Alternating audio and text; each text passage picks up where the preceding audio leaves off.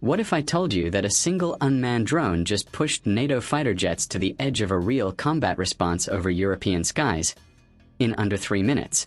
Because over the skies of Latvia, that's exactly what just happened.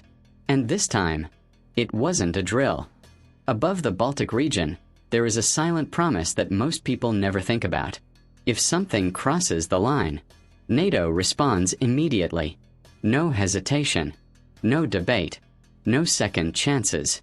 This is NATO's Baltic Air Policing Mission, one of the most sensitive aerial defense operations in the world.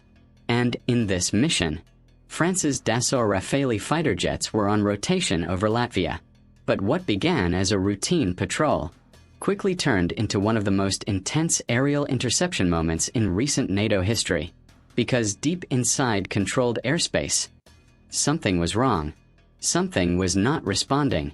Something was moving like a ghost. And it was heading straight into NATO airspace. This wasn't just about a drone. This was about response time, escalation thresholds, and the razor-thin line between surveillance and conflict. To understand what happened over Latvia, you need to understand the pressure these pilots live under every single day. NATO's Baltic Air Policing Mission exists for one reason. The Baltic states do not maintain large standing air forces capable of intercepting every threat alone. So NATO steps in, rotating fighter jets from allied nations. France, Germany, the UK, Italy, patrol the skies 24/7.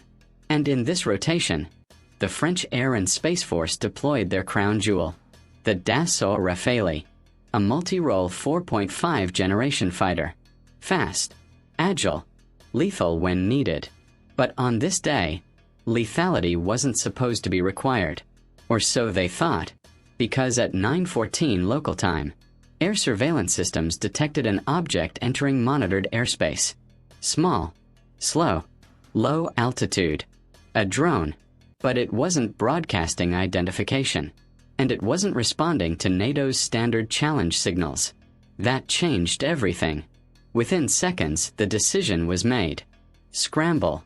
2 Rafale fighters were ordered airborne. Engines ignited. Afterburners roared. From standing alert to full combat readiness. Less than 5 minutes. That's the speed of NATO air defense. But the real tension wasn't in the air. It was in what they were chasing. Because this drone wasn't acting like a typical surveillance craft.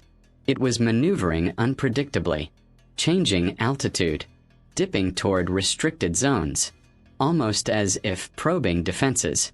Now the sky over Latvia wasn't calm anymore. It was a chessboard. And something unknown had just made the first aggressive move. The Rafale pilots visually confirmed the target. Small UAV-class drone. No visible markings. No transponder signal. And worst of all, no response to radio challenge. Standard NATO procedure was initiated. Identify. Shadow. Warn. Escalate. But step 1 failed. And step 2 confirmed something worse. The drone was not retreating. It was continuing deeper into protected airspace. At this point, rules of engagement change. The pilots are no longer observers. They are defenders. The Rafale closed in. Radar lock achieved. Target tracking stabilized. And then came the final authorization window. In modern aerial warfare, sometimes the most powerful weapon is not speed. It's timing.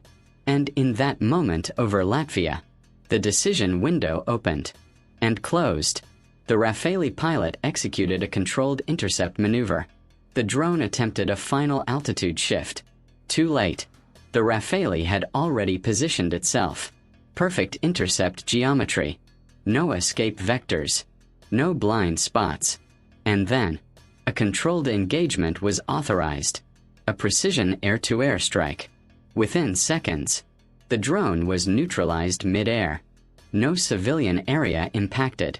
No escalation beyond controlled airspace response. Just a clean, decisive interception. And suddenly, the sky was quiet again.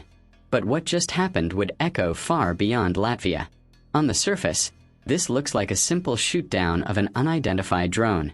But underneath, it's something far more serious. This incident exposed three major realities. First, drones are now cheap, silent, and unpredictable tools of modern airspace probing.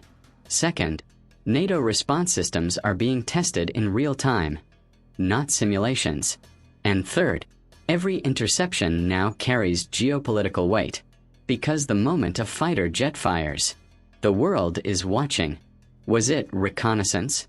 Was it accidental intrusion? Or was it deliberate testing of NATO defenses? No official answer is simple anymore. On one side, the Dassault Rafale, supersonic multi-role fighter, advanced radar, electronic warfare systems, precision strike capability. On the other, a small unmanned aerial vehicle, likely low cost, low signature, difficult to detect early. This isn't just a fight of machines. It's a fight of systems. Detection versus invisibility. Speed versus ambiguity. Human decision versus autonomous uncertainty. And in this case, the Rafale's integrated sensor fusion and rapid NATO coordination network made the difference. Because in modern air defense, the first 90 seconds decide everything. This wasn't just an interception. It was a preview of what air defense looks like in the 2020s. After the incident, NATO officials confirmed the engagement and reinforced one message. Unauthorized aerial intrusions will be intercepted. No exceptions. No ambiguity. The Baltic skies remain protected under constant surveillance. But behind the official statements, there is a deeper concern. How many more drones are out there? And how many will come next time? Because this wasn't just about one drone over Latvia. It was about the future of air defense itself. The skies over the Baltics are still patrolled. Rafale jets still fly their rotations. And NATO still watches every signal, every radar blip, every anomaly. But something has changed. Because now everyone knows. Even the smallest object can trigger the largest response system on Earth. So here's the question that separates opinion from insight. Was this Rafale shootdown a necessary act of defense? Or a warning sign that modern airspace is becoming too volatile to control? Drop your thoughts in the comments. I want to hear where you stand on this. And if you want more deep dive military breakdowns, real-world aerial encounters, and high-intensity global defense stories, subscribe to The Red Line Reports for more epic The Red Line Reports content. Because the next sky incident might not be this clean.